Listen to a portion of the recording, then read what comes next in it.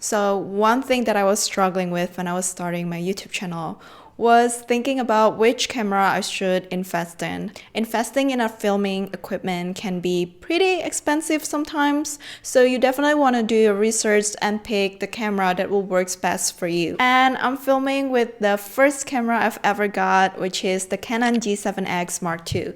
And I've been using this camera for over 5 years now. So this camera has been with me throughout all of my YouTube journey. But this year I decided to upgrade to the Sony ZV-E10. So here is the camera and we're gonna do a little bit unboxing.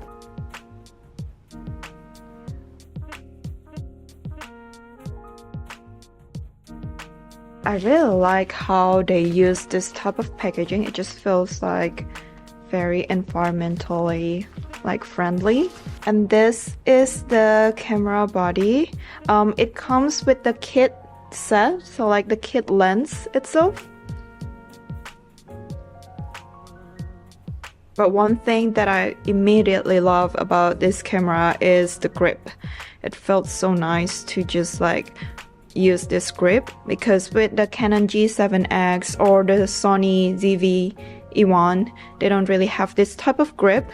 And here you can easily flip this, which is perfect when you're vlogging or when you're filming yourself.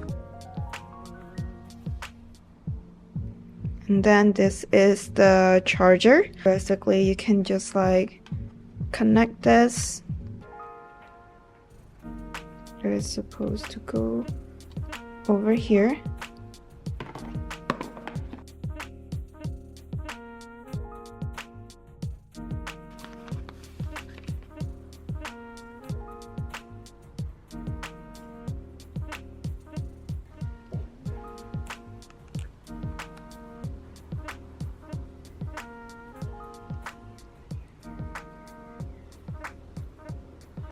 So to give you further information, we're gonna compare these two cameras so you can decide which one works better for you. Let's start with the Canon G7X. I think this camera is very popular among content creators. And it's also a perfect option for beginner. I really like how compact and lightweight the camera is. So even if you're filming outside, you don't have to really worry about carrying a full-on equipment.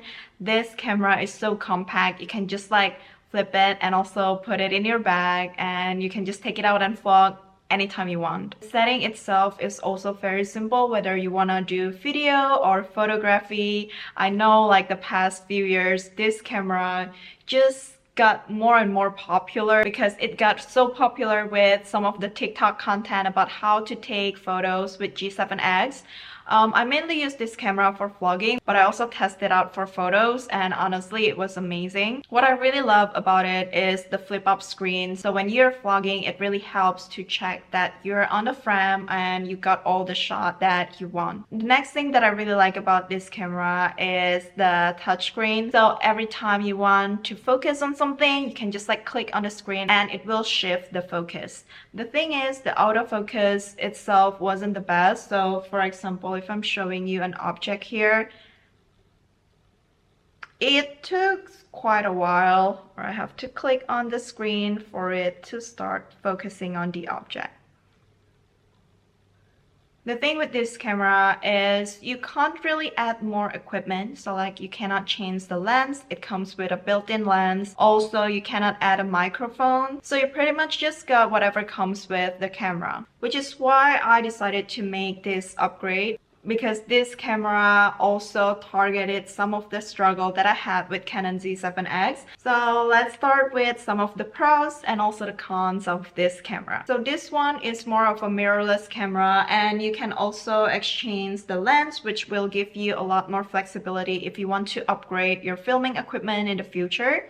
I personally just got the kit lens, which comes whenever you bought the body of the camera. So some of the great things about the Sony ZV-E10 is it's perfect with product display. It has an amazing autofocus. So if you do a lot of sit-down videos like this and showcasing products, then I would say the Sony ZV-E10 is definitely better for that. It has a better built-in audio. So even if you don't want to invest in an external microphone, the built-in audio itself is pretty legit. Alright, so now I'm filming both from my Sony ZV-E10 and also my Canon G7X. On Canon G7X, you can see that it is less smoother. And also now we're gonna test the audio. So both of camera are not using any external audio and I'm filming indoor. So this is how the audio sound on Sony ZV-E10. And this is how the audio sound on Canon G7X Mark II.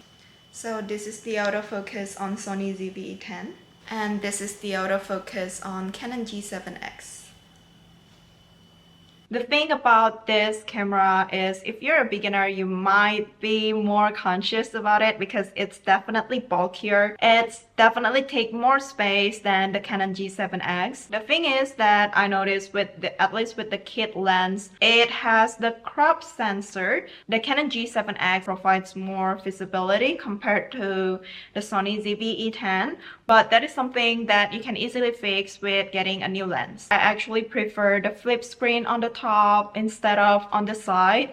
So that is something that I need to get used to with the Sony camera. And I definitely need to learn more about the setting because this is an actual mirrorless camera. So to wrap up, if you're a beginner, I personally think the Canon G7X might be the best option because it's just so compact and it's pretty simple to learn, especially if you're not a camera geek or someone who's very familiar with videography or photography. But obviously the Sony ZV-E10 gives you a lot more flexibility. So if you want to do more professional grade, Sony ZV-E10 definitely is the better option because instead of getting a new camera with this camera, you know that you can just upgrade the lens or get an external microphone for a better audio and visual quality. So that's it for the comparison. Let me know if you're starting YouTube in 2025 or you're thinking about investing in a new camera.